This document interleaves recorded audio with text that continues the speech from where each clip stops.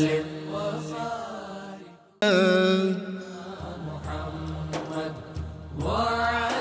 اللہ الرحمن الرحیم۔ السلام علیکم ناظرین، پروگرام صبح نور کے ساتھ آپ کا میزبان نذیر احمد غازی حاضر ہے۔ ناظرین کرام، حضرت ابو انیس محمد برکت علی صاحب رحمہ اللہ کی مشہور تالیف اسماء النبی الکریم صلی اللہ علیہ وآلہ وسلم سے ایک اسم مبارک پڑھنے کی سعادت حاصل کر رہا ہوں۔ سیدنا الشفیع صلی اللہ علیہ وآلہ وسلم، ہمارے سردار شفاعت فرمانے والے، درود و سلام بھیجے اللہ آپ صلی اللہ علیہ وآلہ وسلم، آپ کی آل پاک اور آپ کے صحابہ کرام پر۔ حضرت عبادہ بن صامت رضی اللہ عنہ سے روایت ہے کہ نبی کریم صلی اللہ علیہ وسلم نے ارشاد فرمایا، میں قیامت کے دن لوگوں کا سردار ہوں گا، اور یہ بات میں فخر سے نہیں کہہ رہا، اور فرمایا بروز قیامت تمام لوگ میرے جھنڈے کے نیچے جمع ہوں گے، اور میں حمد کا جھنڈا لے کر چلوں گا، تمام لوگ میرے ساتھ چلیں گے، حتیٰ کہ میں اللہ کی بارگاہ میں سجدہ ریز ہو جاؤں گا اور بخشش کی شفاعت کروں گا۔ غیب سے ندا آئے گی، اے میرے پیارے حبیب مکرم صلی اللہ علیہ وسلم، اپنا سر اقدس سجدے سے اٹھائیے، آپ کی شفاعت قبول ہو گئی ہے۔ ناظرین کرام، مارکہ حق و باطل ازل سے جاری ہے، خیر و شر کی قوتوں کا تصادم جاری ہے۔ کسی نے کہا تھا کہ ستیزہ کار رہا ہے ازل سے تا امروز، چراغ مصطفی سے شرار بولہبی۔ ناظرین کرام، قرآن حکیم نے پہلی امتوں کے واقعات کو بہت تفصیل سے بیان کیا ہے، اور وہ اس لیے ہے کہ آنے والے لوگ جو ہیں ان کی خرابیوں سے، ان کی کوتاہیوں سے، ان کے گناہوں سے، ان کی لغزوں سے بچ جائیں، اور ان پہ جو عذاب آئے ان کی وجوہات کیا تھیں، اور جن جن قوموں کو اللہ تعالیٰ نے اپنے انعامات سے نوازا اس کی وجوہات کیا تھیں، ان کے کون سے عمل سے جن کی وجہ سے اللہ کریم ان پہ اپنا کرم فرمایا کرتا تھا، اور جب لوگ گمراہی کی طرف آتے ہیں اللہ تعالیٰ کا عذاب پھر ان کو کس طرح پکڑتا، اور کتنی طاقتور قومیں کس طرح خس و خاشاک کی طرح مٹ گئیں، کبھی پتھروں کی بارش ہوئی، کبھی بیماریوں میں مبتلا ہوئے، کبھی طوفان آئے۔ ناظرین کرام، آج ہم ایک اہم موضوع اور بہت دلچسپ موضوع بھی ہے، اس میں بے شمار اسباق بھی ہیں سوچنے سمجھنے کے لیے، اور حکمرانوں کے لیے بھی بہت زیادہ اسباق ہے۔ آج ہمارا موضوع ہے قرآن و حدیث کی روشنی میں حضرت ذوالقرنین اور یاجوج ماجوج کی جو تفصیلات ہیں اور ان کے جو واقعات ہیں قرآن حکیم نے کس طرح بیان کیے، حدیث مبارکہ میں اس کی کیا تفصیلات ہیں۔ ناظرین کرام، سید عالمین صلی اللہ علیہ وسلم نے جو علامات کبریٰ قیامت کی بیان کی ہیں اور دجال کا بھی ذکر کیا ہے حدیث مبارکہ میں، ان میں یاجوج ماجوج کا ذکر آتا ہے، یہ کس طرح کے لوگ ہوں گے، یہ کس طرح نکلیں گے، اور پہلے یہ کس طرح تباہ ہوئے تھے اللہ تعالیٰ کی نافرمانی کی وجہ سے، اور جناب سکندر ذوالقرنین جو تھے انہوں نے کس طرح ان کا محاسبہ کیا، اور کس طرح لوگوں کو ان کی شرارتوں سے، ان کے شر سے، اور یہ جو لوگوں کو ایذا پہنچاتے تھے ان کو کیسے بچایا، کیسے ایک بہت عظیم الشان دیوار تعمیر کی تھی، اس دیوار کو کس طرح بنایا گیا تھا، آدمی حیران ہو جاتا ہے۔ ماڈرن ٹیکنیکس جو آج کل استعمال ہو رہی ہیں، یہ سکندر ذوالقرنین نے بہت پہلے جو تھی وہ لوگوں کو بنا کر دکھا دی تھی۔ جناب سکندر ذوالقرنین جو تھے یہ فرسٹ کزن تھے جناب خضر علیہ السلام کے، دونوں گئے تھے آب حیات پینے کے لیے، لیکن جناب خضر علیہ السلام کو وہ نصیب ہو گیا، یہ رہ گئے، یہ نہیں وہ اس کو آب حیات کو پی سکے۔ دنیا میں 4 انسان ایسے ہوئے ہیں جنہوں نے پوری دنیا پر حکومت کی ہے، مسلمانوں میں سکندر ذوالقرنین اور جناب سلیمان علیہ السلام، اور جو کفار تھے ان میں بخت نصر اور نمرود، انہوں نے پوری دنیا پر حکومت کی ہے۔ ناظرین کرام، سکندر ذوالقرنین کے واقعات بہت دلچسپ ہیں، پھر کیسے سیدنا عیسیٰ علیہ السلام آئیں گے اور یہ یاجوج ماجوج کی قوم جو ہے اس کی کس طرح تباہی ہوگی، وہ کون سا پرندہ ہوگا جو ان کو پھر آ کے کھا جائیں گے پرندے، وہ بیماری کون سی ہوگی جن سے یہ تباہ و برباد ہوں گے۔ اور اس سورہ کاف میں جو ان کا واقعہ بیان ہوا، سورہ انبیاء میں بھی اشارے ملتے ہیں کہ حکمران جو ہے ریاست کا سربراہ عوام کی حفاظت کے لیے اس پہ کیا ذمہ داریاں ہوتی ہیں، اور جو باضمیر حکمران ہوتے ہیں، جو عوام کے ہمدرد حکمران ہوتے ہیں، وہ عوام کی تکلیف پر ان کی کس طرح داد رسی کرتے ہیں، اس سے ہمیں پتہ چلتا ہے۔ آج اس موضوع پر گفتگو کرنے کے لیے میرے اسٹار آتے رہتے ہیں، آپ ان سے واقف ہیں۔ میری مراد نوجوان اسکالر پروفیسر محمد اعظم نوری صاحب سے ہے، ان کے ساتھ ملک کی معروف علمی اور بڑی روحانی شخصیت جناب مفتی محمد سعید رضوی صاحب میرے ساتھ ہیں، اور ناظرین بڑی خوبصورت آواز کے مالک، بڑے درد اور سوز سے پڑھتے ہیں نعت، محمد قاسم حسان نوجوان نعت خان۔ آج بہت عرصے بعد یہ آئے میرے پروگرام میں، بڑی خوبصورت آواز۔ قاری زبید رسول مرحوم، جب یہ نعت پڑھتا ہے تو قاری زبید رسول مرحوم ہمیں یاد آ جاتے ہیں۔ جی پروفیسر محمد اعظم نوری صاحب، یاجوج ماجوج کا ذکر قرآن حکیم میں تفصیل سے ہے، کہاں کہاں ہے اور کیا ہے، اور یہ کیا تھے، ان کی تاریخ بیان کرتے ہیں۔ میں عرض کرتا ہوں، بسم اللہ الرحمن الرحیم۔ غیث صاحب، سب سے پہلے تو آپ نے جس طرف اشارہ کیا ہے، میں قرآن کی ایک آیت اس پہ پڑھنا چاہوں گا کہ اللہ رب العالمین نے قرآن مجید میں ارشاد فرمایا، لَقَدْ كَانَ فِي قَصَصِهِمْ عِبْرَةٌ لِأُولِي الْأَلْبَابِ۔ سبحان اللہ۔ فرمایا یہ جو قصے ہم بیان کرتے ہیں قرآن میں، یہ محض تاریخ بتانا مقصود نہیں ہوتا، بلکہ یہ عقل مند لوگوں کے لیے سامان عبرت ہوتا ہے۔ یہ جو حضرت ذوالقرنین اور یاجوج ماجوج کا واقعہ قرآن نے بیان کیا ہے، اس میں اہل خرد کے لیے بہت سی اس میں سیکھنے اور سمجھنے والی باتیں ہیں۔ آغاز اس کا یہاں سے ہوتا ہے کہ جب نبی اکرم صلی اللہ تعالیٰ علیہ وآلہ وسلم نے اعلان نبوت کیا تو یہود نے مشرکین مکہ کو یہ مشورہ دیا کہ یہ نبی ہونے کا دعویٰ کرتے ہیں تو کچھ چیزیں ایسی ہیں کہ جن کا سوائے نبی کے اور کسی کو پتہ نہیں ہو سکتا۔ آپ ان سے ہی وہ سوال پوچھ لیں، اگر وہ ان کے جواب دے دیں تو اس کا مطلب ہے کہ وہ سچے نبی ہیں، اور اگر جواب نہ دے سکے تو اس کا مطلب ہے کہ انہوں نے دعویٰ سچا نہیں کیا۔ سورہ کہف نے ان تینوں سوالوں کو ڈیل کیا ہے۔ سبحان اللہ۔ ایک سوال تھا اصحاب کہف کے بارے میں، رحمت کونین نے بڑی تفصیل سے اس کو اللہ نے سورہ کہف اتاری اور اس کا جواب دیا۔ دوسرا سوال تھا روح کے بارے میں کہ یہ روح کیا ہوتی ہے، حضور علیہ السلام نے روح کے بارے میں پوری تفصیلات قرآن نے بیان فرمائی۔ قُلِ الرُّوحُ مِنْ أَمْرِ رَبِّي، وہی وَيَسْأَلُونَكَ عَنِ الرُّوحِ قُلِ الرُّوحُ مِنْ أَمْرِ رَبِّي۔ اسی تسلسل میں آگے جا کے انہوں نے تیسرا سوال پوچھا وَيَسْأَلُونَكَ عَنْ ذِي الْقَرْنَيْنِ، ان کا یہ بتائیں کہ یہ ذوالقرنین کون تھے، ان کے بارے میں بتائیں، چونکہ ان کی کتاب حضرت دانیال علیہ السلام کی کتاب میں ذوالقرنین کا ذکر موجود تھا، تورات میں بھی اسی میں ذکر تھا، تو اس وجہ سے وہ تو جانتے تھے، تو انہوں نے کہا کہ ان سے پوچھیں کہ وہ کون ہیں۔ یہ یاجوج ماجوج اور حضرت ذوالقرنین کی جملہ تفصیلات اس سوال کے جواب میں نازل ہوئی ہیں۔ اور یہاں جو قرآن نے آغاز کیا ہے، قرآن کہتا ہے وَيَسْأَلُونَكَ عَنْ ذِي الْقَرْنَيْنِ قُلْ سَأَتْلُو عَلَيْكُمْ مِنْهُ ذِكْرًا۔ وہ پوچھتے ہیں ذوالقرنین کے بارے میں، تو محبوب نے فرمائیے کہ ان قریب میں وہ نصیحت والا واقعہ تمہیں سناتا ہوں۔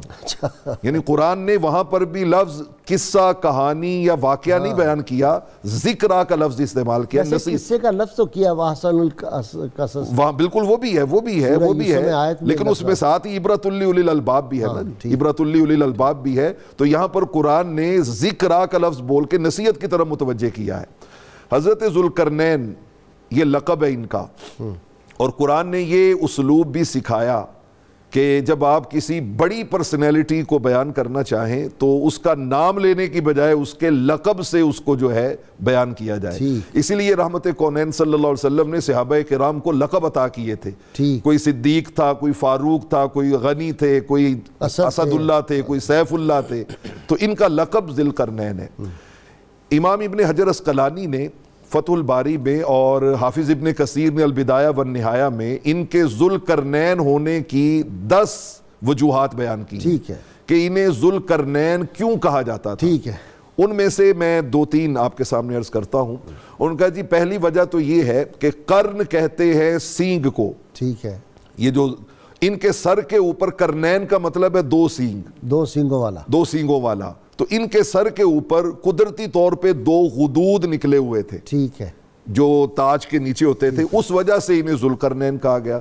کچھ نے کہا نہیں، یہ ذوالقرنین اس لیے کہا گیا کہ قرنین کا مطلب ہے مشرق اور مغرب، ٹھیک ہے، کہ چونکہ ان کی حکومت مشرق سے لے کے مغرب تک تھی اس لیے ان کو ذوالقرنین کہا گیا۔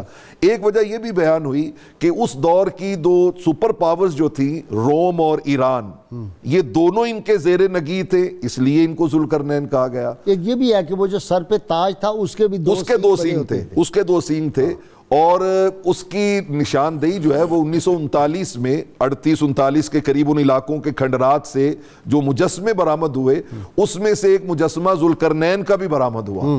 وہ کہتے ہیں کہ بالکل جو قرآن نے بیان کیا ہے، وہ ان کا سر کے اوپر جو تاج تھا اس کے اوپر دو اس طرح سینگ تھے۔ اس زمانے میں بادشاہوں کی عظمت کی علامت ہوں گے۔ تو یہ حضرت ذوالقرنین نام ان کا یونانی میں، اس زمانے میں تو سینگ ہوتے تھے، آج کل کرپشن ہوتی ہے حکمرانوں کی۔ جی بالکل ایسے ہی ہے، بالکل ایسے ہی ہے۔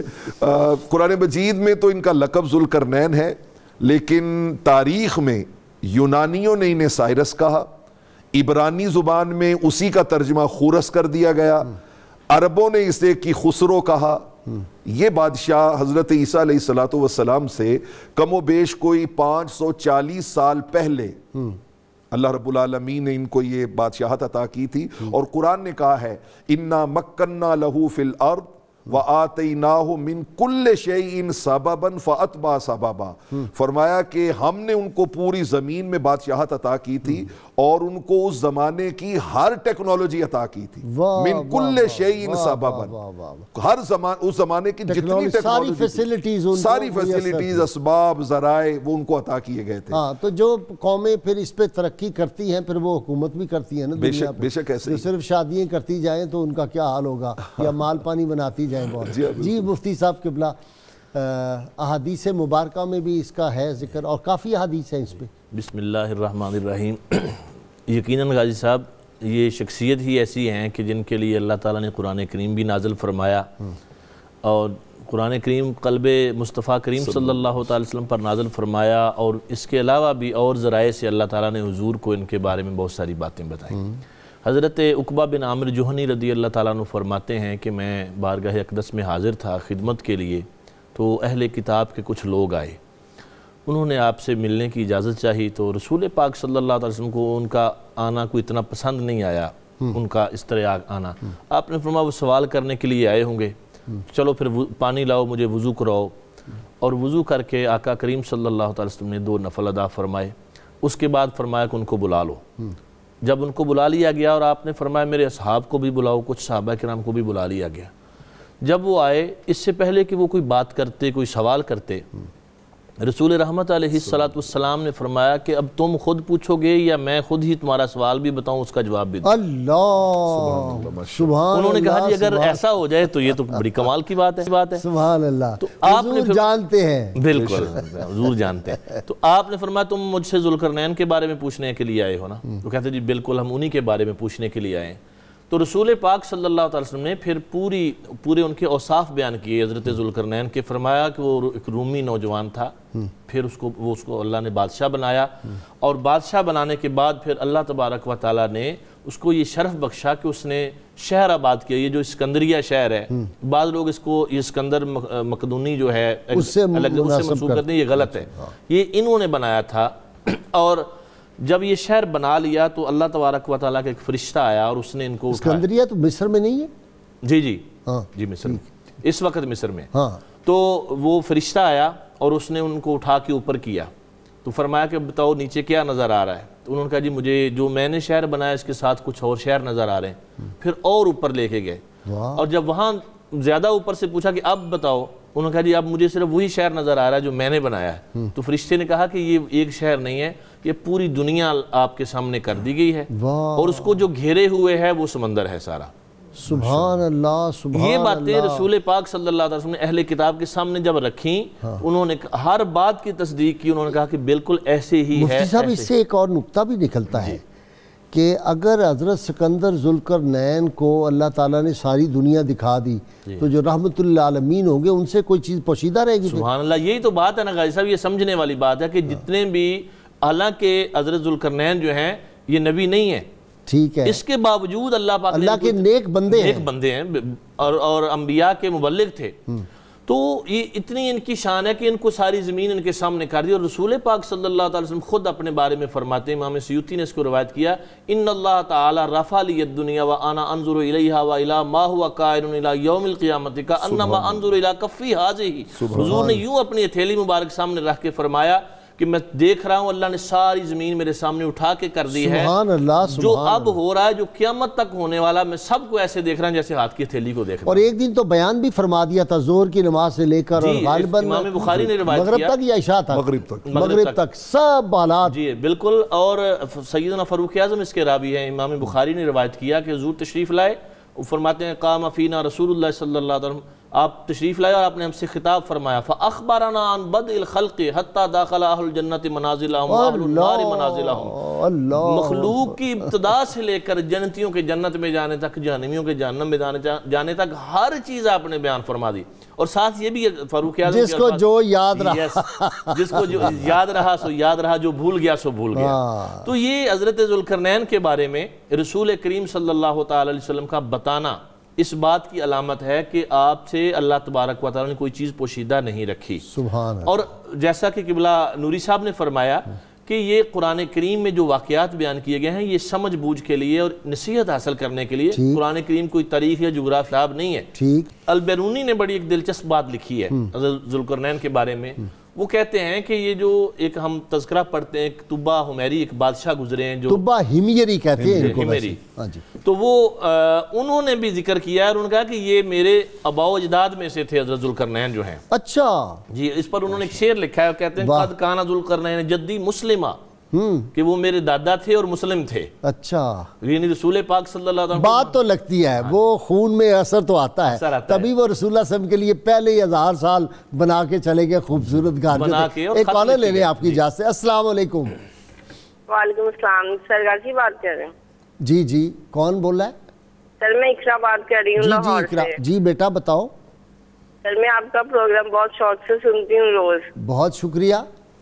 سر ابھی مفتی صاحب نے ایک بات کی تھی کہ حضرت ذوالقرنین علیہ السلام جو ہیں وہ ان کا شمار جو ہے وہ انبیاء میں نہیں ہے، تو میں نے یہ پوچھنا تھا کہ وہ اولیاء میں شمار ہوتے ہیں؟ جی اولیاء میں شمار ہوتے ہیں، مفتی صاحب نے کلیئر کر دیا تھا.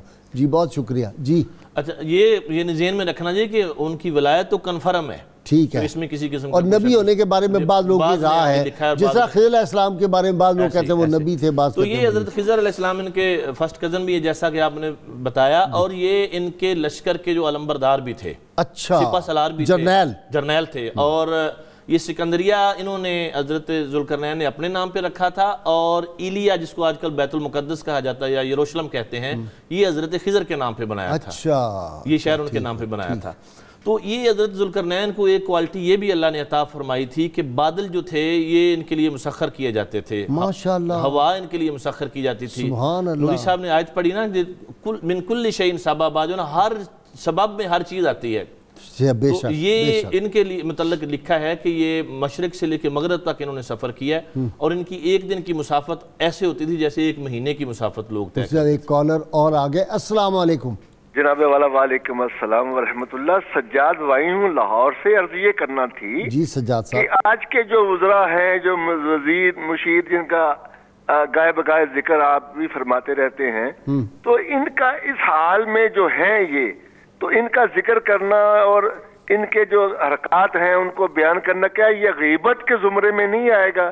نہیں جی نہیں. جو لوگ صاحبان اقتدار ہوتے ہیں ان پہ تنقید کرنا ان کی اصلاح کے لیے یہ غیبت کے زمرے میں نہیں آتا. لیکن مفتی صاحب میرے ساتھ موجود ہیں. غیبت میں تب آئے گا جی اگر ہم ان کا کوئی ایسا عیب بیان کریں، اور کسی عام مسلمان شخص کا بطور اس کے عیب کے ہم اس کو بیان کریں.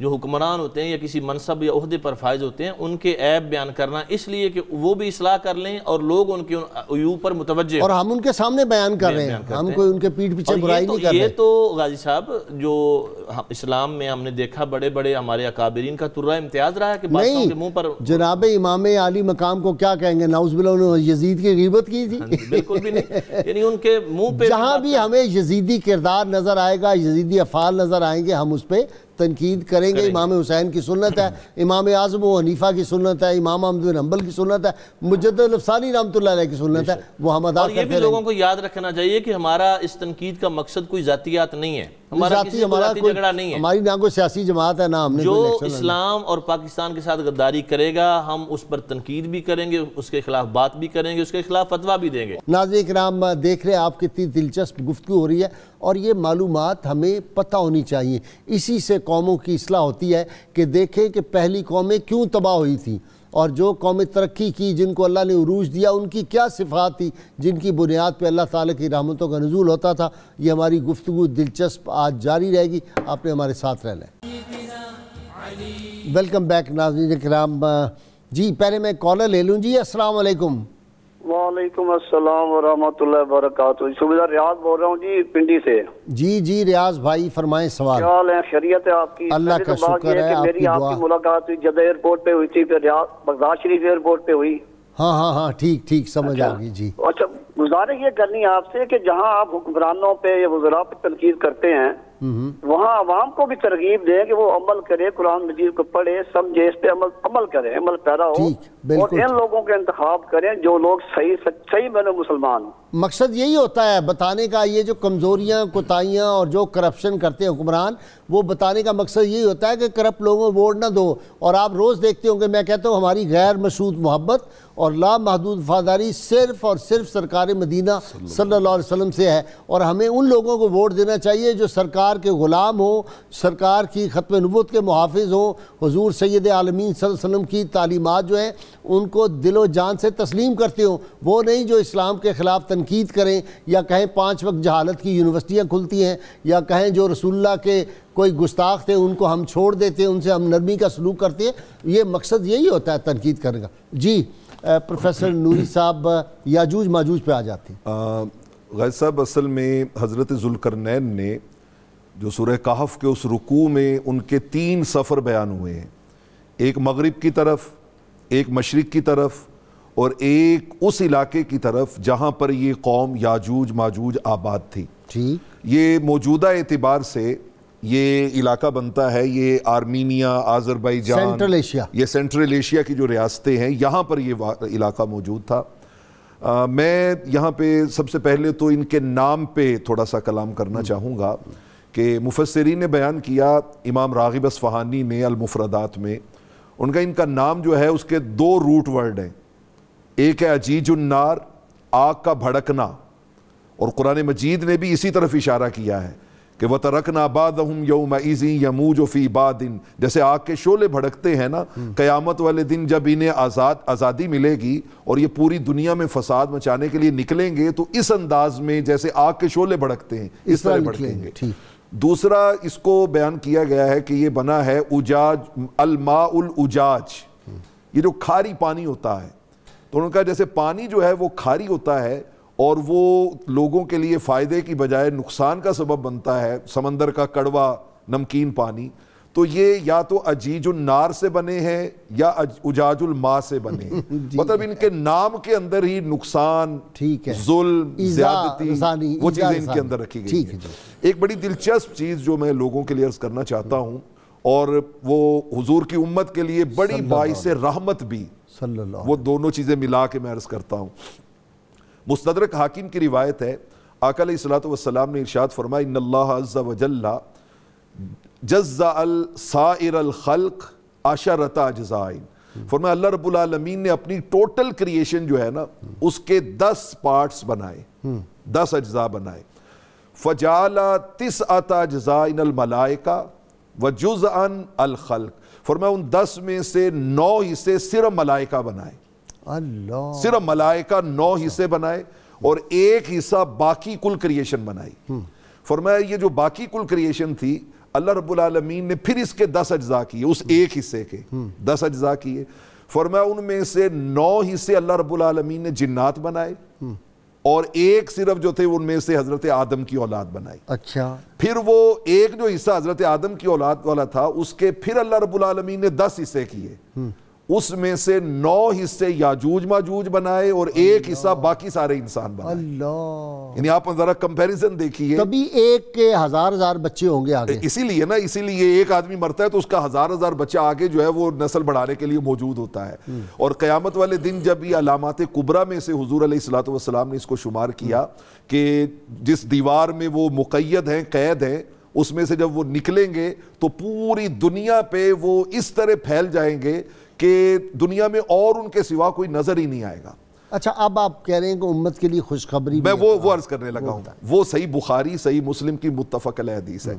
آقا علیہ الصلوۃ والسلام نے فرمایا قیامت والے دن اللہ حضرت آدم علیہ السلام کو طلب فرمائیں گے، یا آدم، ورز کریں گے لبیک و سعدیک والخیر فی یدیک، بارک مالک حاضر ہوں، ہر بھلائی تیرے ہاتھ میں. اللہ فرمائیں گے آدم اٹھو، آپ کی ساری اولاد ہے، اخرج باس النار، ان میں سے جو دوزخی ہے نا وہ نکالو، دوزخ جو حصہ ہے وہ نکالو. حضرت آدم علیہ الصلوۃ والسلام عرض کریں گے باری تعالیٰ وہ ما باس کتنے وہ نکالوں ان میں سے. اب یہ لفظ قابل توجہ، اللہ فرمائیں گے من کل الف 999 و 90، 1000 میں سے 999 دوزخ کے لیے نکال لو. اللہ. 1000 میں سے جتنی مخلوق اکٹھی ہوگی 1000 میں سے 999 دوزخ کے لیے نکالو. صحابہ کرام رضوان اللہ تعالی علیہم اجمعین تو سن کے سہم گئے کہ جنت کے لیے صرف ایک اور دوزخ کے لیے 999 نکال لیے جائیں گے. عرض کرنے لگے قالوا یا رسول اللہ اینا الواحد، وہ جو ایک ہے ان میں سے کوئی ہم میں سے بھی ہوگا. اب جواب سنیے جو میں نے کہا امت کے لیے رحمت ہے.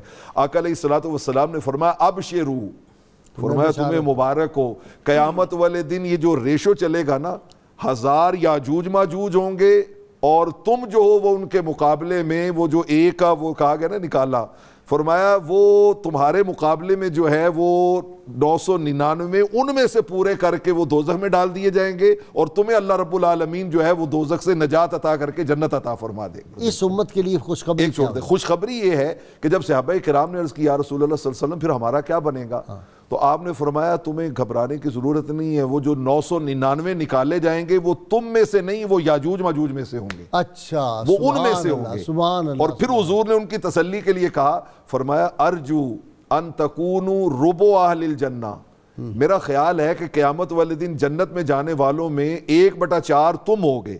سبحان اللہ. صحابہ کہتے ہیں 180 صفحے ہوں گی جن میں سے 80 صفحے جو ہیں وہ 40 صفحے جو ہیں وہ ساری امتوں کی. ہاں 120 ہوگی ٹوٹل. ہاں ٹوٹل 120 ہیں. 40 صفحے ساری امتوں کی اور 80 صفحے تنہا حضور علیہ الصلوۃ والسلام کی امت کی. جی اپنا مفتی صاحب آگے یہ یاجوج ماجوج رہتی اگر یہ بیان کر دیں تو اس میں ابھی دلچسپی میں وہ حدیث پاک آپ نے فرمایا کہ مجھے یقین ہے کہ قیامت والے دن جنت میں جانے والوں میں سے 25% وہ تم ہوگے. صحابہ کہتے ہیں فکبرنا، ہم نے نعرہ تکبیر بلند کیا. تو آقا علیہ الصلوۃ والسلام نے فرمایا تم اسی پہ خوش ہو گئے ہو؟ فرمایا میرا یہ یقین ہے کہ تم قیامت والے دن جنت میں جانے والوں میں سے 1/3 ہوگے. سبحان اللہ. صحابہ اکرام نے اس پہ نعرہ بلند کیا. آپ نے فرمایا تم اسی پہ خوش ہو گئے ہو؟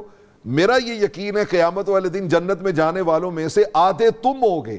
سبحان اللہ. نصف اہل الجنہ. صحابہ اکرام اس پہ آپ نعرہ لگانے لگے، اس پہ انہوں نے خوشی کا اظہار کیا. تو یہ جو یاجوج ماجوج ہیں، میں سمجھتا ہوں اللہ رب العالمین نے وہ جو جہنم سے وعدہ کیا ہے نا کہ میں تمہیں بھروں گا، تو امت محمدی صلی اللہ علیہ وسلم کو بچانے کے لیے قیامت والے دن ان کو جہنم میں ڈال کے جو ہے وہ اس کے جہنم کے وعدے کو پورا کیا جائے گا. یاجوج ماجوج. جی غازی صاحب، یہ جیسا کہ پروفیسر صاحب نے کافی وضاحت کے ساتھ ان کے بارے میں فرمایا، حضرت ام المومنین سیدہ زینب رضی اللہ تعالیٰ عنہ فرماتی ہیں کہ زینب بنت جہش، جی زینب بنت جہش رضی اللہ تعالیٰ عنہ، کہ ایک دن آقا کریم صلی اللہ تعالی وسلم تشریف لائے، طبیعت مبارکہ میں بے چینی کے آثار تھے. تو آپ فرماتی ہیں کہ میں نے کہا کہ حضور آج کیا بات ہے، کیفیت کچھ بے چینی والی ہے. تو آپ نے فرمایا لا الہ الا اللہ، اہل عرب ہلاک ہو گئے، اہل عرب ہلاک ہو گئے. تو فرماتی ہیں کہ میں نے پوچھا حضور کس وجہ سے؟ آپ فرمایا ایک شر جو ہے وہ ان کے قریب آ گیا ہے، یاجوج اور ماجوج کا شر جو ہے وہ ان کے قریب آ گیا ہے. فرمایا کہ وہ جو دیوار ہے یاجوج ماجوج کے آگے وہ کھل گئی ہے تھوڑی سی، اور یوں آپ نے انگلی اور انگوٹھے کو ملا کے اتنا نشان کر کے اشارہ کر کے بتایا کہ اتنی کھل گئی ہے۔ تو حضرت ام المومنین کہتی ہیں کہ میں نے عرض کیا یا رسول اللہ علیہ الصلوۃ والسلام کیا ہم ہلاک ہو جائیں گے جبکہ نیک لوگ ہمارے اندر موجود ہیں؟ تو رسول رحمت علیہ الصلوۃ والسلام نے ارشاد فرمایا کہ جب خواستیں پھیل جائیں تو پھر ہلاکتیں ہوا کرتی ہیں۔ یہ اب دیکھیے حضور اس لیے ہم تنقید کرتے ہیں۔ جی، یہ زمانہ مصطفی جو ہے، جو ظاہری حیات طیبہ کا زمانہ ہے، اس سے اعلیٰ زمانہ تو کائنات میں ہے ہی نہیں سکتا۔ خیر القرون قرنی۔ تو اس کے باوجود امت کی تربیت کے لیے رسول پاک صلی اللہ علیہ وسلم ہمیں بتا رہے ہیں کہ جب خواستیں پھیل جاتی ہیں پھر ہلاکتیں ہوتی ہیں۔ آج کل جو کچھ ہو رہا ہے غازی صاحب، جو ننھی منھی بچیوں کے ساتھ جو درندگی ہو رہی ہے، ڈر لگ رہا ہے کہیں عذاب نہ آ جائے۔ پھر لوگ کہتے ہیں جی یہ ہمارے ملک سے برکت کیوں ختم ہو گئی ہے، ہماری روزیوں سے برکت کیوں ختم ہو گئی ہے، جب آپ لوگ ایسی درندگی اور ایسے ظلم اور وحشت پر آواز ہی نہیں اٹھا سکتے اور ان کا ساتھ دیں۔ اور ان کا ساتھ دیں۔ ابھی جو بھائی صاحب نے فون کر کے کہا کہ اب لوگوں کو بتائیں، ہم تو روز بتاتے ہیں کہ خدا کے لیے اپنا چناؤ درست کریں، ایسے لوگوں کو نہ چنیں ورنہ نہ آپ کی عزتیں محفوظ ہیں، نہ آپ کی دولت محفوظ ہے، نہ آپ کے کاروبار محفوظ ہیں۔ اور سب سے بڑھ کر غازی صاحب یہ جملہ سب مسلمانوں کو اور ہمارے جو سننے والے اور دیکھنے والے کو یاد کر لینا چاہیے، جس حکومت سے رسول اللہ صلی اللہ علیہ وسلم کی عزت محفوظ نہیں ہے وہ ہماری ماؤں بیٹیوں کی عزت کیسے محفوظ کرے؟ ناظرین کرام، آج کے سوال کا وقت ہو گیا۔ ہم ہر روز آپ سے سوال پوچھتے ہیں، جو صحیح جواب دیں ان کو ہم کسان آئل کی جانب سے گفٹ پیش کرتے ہیں۔ آج کا سوال ہے یاجوج اور ماجوج کا خروج کب ہوگا؟ گزشتہ سوال جو ہم نے آپ سے پوچھا تھا، حضرت شیخ سعدی شیرازی رحمۃ اللہ علیہ کا اصل نام مشرف الدین تھا۔ درست جواب دینے والے خوش نصیب حضرات کا نام ہے کنیز خدیجہ حافظ آباد، محمد وقاص لاہور، سعید اقبال شیخوپورہ، محمد شریف راول پنڈی، سید فیض الحسن سرگودہ، عامر حیات گجرانوالہ، خالد محمود کراچی، غلام جیلانی اٹک، محمد عرفان اسلام آباد، خضر حیات بھکر، حاجی منور چکوال، صوبیہ اسلم سیالکوٹ۔ آپ سب کو آپ کے گفٹ جو ہے وہ پہنچا دیے جائیں گے۔ جی مفتی صاحب آپ۔ اچھا غازی صاحب، ایک بات یہ احادیث مبارکہ سے ہمیں معلوم ہوتی ہے، جو یاجوج ماجوج ہے نا، ان کا کوئی مقابلہ نہیں کر سکے گا۔ اچھا جی، اتنے طاقتور ہوں گے؟ جی اتنے طاقتور ہوں گے، اور حدیث پاک میں واضح فرما دیا گیا، اللہ تعالیٰ حضرت سیدنا عیسیٰ روح اللہ علیہ السلام کی طرف وہی فرمائے گا کہ اب ایک ایسی قوم نکلے گی جس کا کوئی مقابلہ نہیں کر سکے گا۔ تو اس وقت حضرت عیسیٰ علیہ السلام اپنے ماننے والوں کو، جو ان پر ایمان لانے والے ہوں گے، ان سب کو لے کر کوہ طور پر غاروں کے اندر اور اپنے خیمے وغیرہ لگا کر ان میں ان کو محفوظ کر دیں گے، کیونکہ یہ فتنہ اتنا بڑا ہوگا، جیسا کہ ابھی پروفیسر صاحب نے فرمایا جی جب نکلیں گے تو بحیرہ ساری دنیا میں پھیل جائیں گے۔ جی پھیلیں گے اس انداز سے کہ جو چیز ان کے سامنے آئے گی وہ سب کھا پی جائیں گے، یہاں تک کہ بحیرہ تبریہ جو ایک سمندر کا علاقہ کہا جاتا ہے کہ وہ میلوں میں پھیلا ہوا سمندر ہے، وہاں سے گزریں گے تو اس کا سارا پانی پی جائیں گے۔ ایک جماعت نمک والا پانی پی جائیں گے، سب پی جائیں گے۔ ایک جماعت گزر جائے گی، بعد میں جو دوسری ان کی جماعت آئے گی وہ کہیں گے یار یہاں کہیں سمندر ہوا کرتا تھا۔ اللہ اس طرح یعنی، اور جو چیزیں ان کو ہاتھ ہے ساری مچھلیاں کھا جائیں گے، سب کھا جائیں گے، کیڑے مکوڑے، یہ بھی آیا کہیں جی بالکل بالکل، سانپ بچھو ہر چیز کھا گند بھی کھا جائیں گے، سور تک بھی کھا جائیں گے، سب کچھ کھا، جو ان کے آگے آئے گا اس کو یہ چھوڑیں گے نہیں۔ جی پھر تباہی کیسی آئے گی؟ جی میں غازی صاحب اگر آپ اجازت دیں تو بڑی معذرت کے ساتھ مفتی صاحب قبلہ نے فلو میں بات کی ہے کہ حضرت عیسیٰ علیہ السلام اس وقت جو ان پر ایمان لانے والے وہ ذرا مجھے بھی وہ ان پر اس وقت ایمان ساروں کا رحمت کونین صلی اللہ علیہ وسلم پر ہوگا، اور وہ بطور امتی کے لیڈ کر رہے ہوں گے اور وہ لے کے ادھر جائیں گے۔ اصل میں مفتی صاحب کا مطلب کہنے کا یہ تھا کہ حضرت عیسیٰ علیہ السلام جس راستے پہ ہوں گے اسی پہ وہ چلیں گے۔ میں نے وہ اس لیے کہا کہ کوئی سننے والا اس کا غلط معنی نہ لے، ماننے والے میرے خیال میں ان کے ساتھ ماننے والے سننے والا کوئی غلط معنی نہ۔ بڑا اچھی بات میں یہاں پہ یہ عرض کرنا چاہتا ہوں کہ مفتی صاحب قبلہ نے برکات کا تذکرہ کیا کہ برکات، جب حضرت عیسیٰ علیہ السلام اللہ کے حضور میں ان کے لیے بد دعا کریں گے نا، اور ان کی گردنوں میں ایک کیڑا پڑ جائے گا جس سے یہ سارے کے سارے ایک ہی لمحے میں ان کی اچانک اکٹھے ڈیتھ ہو جائے گی، سارے مر جائیں گے، یک دم سارے مر جائیں گے، اور زمین جو ہے وہ حدیث پاک کے لفظ ہے کہ فَمَلَعَ زَحَمُهُمْ وَنَطْفُهُمْ، ان کی بدبو سے، تعفن سے اور ان کی لاشوں سے زمین بھر جائے گی۔ یعنی جب حضرت عیسیٰ علیہ السلام وہ اپنے فالوورز جو ان کے ساتھ ہوں گے آقا علیہ السلام کے امتی، ان کو جب لے کے نیچے اتریں گے پہاڑوں سے تو لا یجدون، امتی تو محمد عربی صلی اللہ علیہ وسلم ہوں گے، ساتھی ان کے ہوں گے، ساتھی ان کے، لا یجدون موضع شبر، ایک بالشت جگہ بھی ان کے لیے نہیں ہوگی، ہر جگہ ان کی لاشیں پڑی ہوں گی۔ پھر اللہ رب العالمین پرندے بھیجے گا، ایک بڑے وہ ان کی لاشوں کو اٹھا کے اونٹ کی گردن کے برابر پرندے، وہ جہاں اللہ چاہیں گے ان کو پھینک دیا جائے گا۔ اس کے بعد آتا ہے کہ اللہ تعالیٰ اس زمین پہ بارش برسائیں گے، جس سے زمین جو ہے وہ بالکل پاک اور صاف ہو جائے گی، بالکل دھل جائے گی زمین جو ہے۔ اور اس کے بعد اگلی بات بڑی خاص ہے، ثم یقال للارض، پھر زمین کو آرڈر دیا جائے گا، انبتی ثمرتک وردی ثمرت، برکتک، اپنی برکتیں اب جو ہے نا وہ نکال، اور وہ برکتیں اس طرح نکلیں گی کہ حضور علیہ السلام نے فرمایا کہ تأکلو اصابۃ الرمان، ایک انار جو ہے وہ ایک بہت بڑی لوگوں کی جماعت کھائے گی، ان سے وہ ایک انار ختم نہیں ہوگا، سبحان اللہ۔ اور اگلے لفظ خاص ہے کہ یستظلون تحت کہافہا، وہ جو انار کا چھلکا ہوگا اسے اس لوگ جو ہے وہ بطور شامیانے کے استعمال کریں گے، ان کے نیچے اس کی چھاؤں میں دھوپ کے بچنے کے لیے اس کے شامیانے کے نیچے بیٹھیں گے، اتنی برکتیں ہوں گی۔ اور اس کے بعد پھر اللہ رب العالمین، اور یہ صحیح مسلم کی حدیث ہے، اللہ رب العالمین ایک بہت ہی پاکیزہ ہوا بھیجیں گے جو ہر شخص کی بغل کے نیچے سے اس تک پہنچے گی، اور اس سے ہر مومن اور ہر مسلم جو ہے وہ اللہ رب العالمین اس کو اپنے پاس بلا لیں گے، اس کی روح قبض کر لی جائے گی۔ اور آگے لفظ ہے وَيَبْقَى شِرَارٌ عَلَى الْأَرْضِ، اب زمین پہ سوائے شریر لوگوں کے اور کوئی نہیں رہے گا، سوائے کافروں کے اور کوئی نہیں رہے گا، ان پر جو ہے وہ قیامت قائم کی جائے گی۔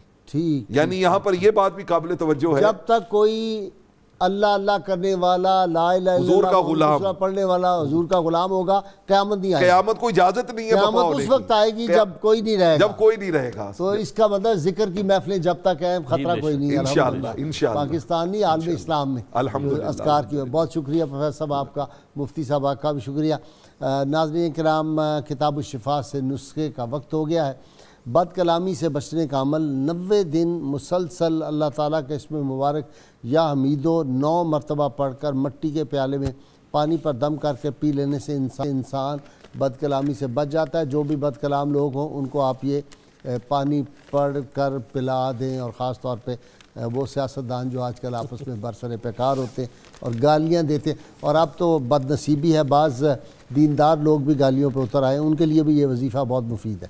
سیدنا علی المرتضیٰ شیر خدا فرماتے ہیں، عقل مند وہ ہے جو اپنے تمام امور کو اللہ کے سپرد کر دے، اور حکمت و دانائی یہ ہے کہ انسان اس فانی دنیا سے منہ پھیر کر آخرت کی فکر کرے۔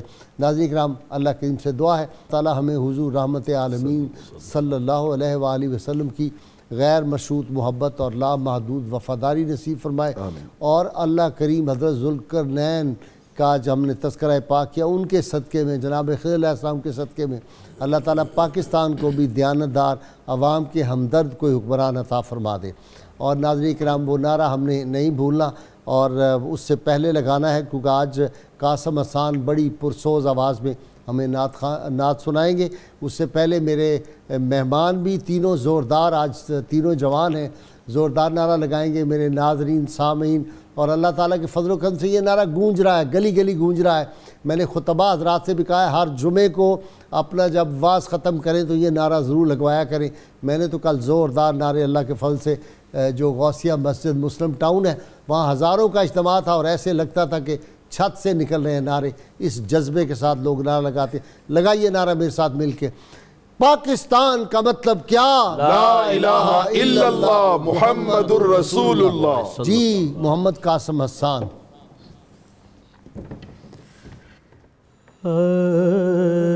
عشقوں کی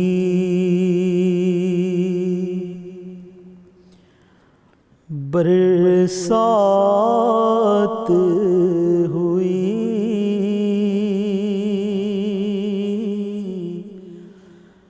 جب یاد مدینہ آیا ہے، میرے نبی کے در کی گدائی سب سے بڑا سرمایہ ہے میرے نبی کے در کی گدائی سب سے بڑا سرمایہ ہے آپ کے در پر آنے والے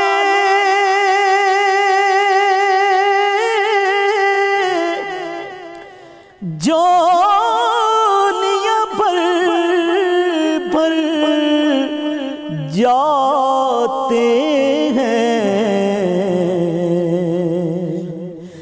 جولیاں بھر بھر جاتے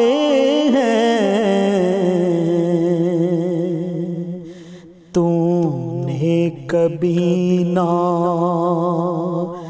دیکھا آقا تو نے کبھی نہ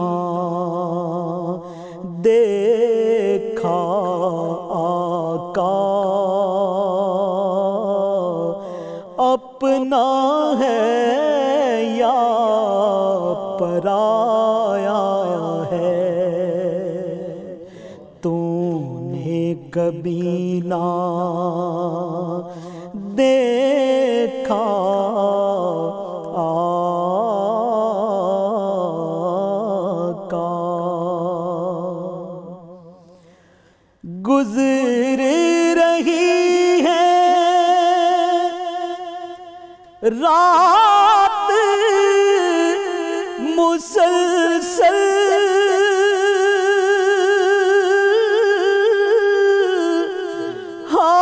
حاصل محفل آپ بھی جا شام پائی کر شام نہ آئے بن شام شام نہ بھاوے شام ویلے وجہ شام نو مارا جندی شام نو شام کرلاوے آجا شاما ہن پہ گئیاں شاما آجا شاما ہن پہ گئیاں شاما گر پنچھی وی مڑیا اوہ رات میراج دی جان میاں جس شام نو شام گھر آئے گزر رہی ہے رات مسلسل گزر رہی ہے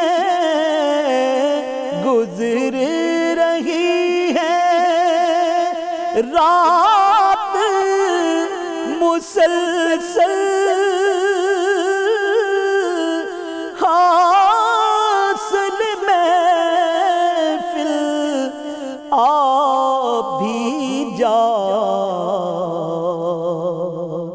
تیری خاطر ہم نے تیری نعت کا جشن منایا ہے میرے نبی کے در کی گدائی سب سے بڑا سرمایہ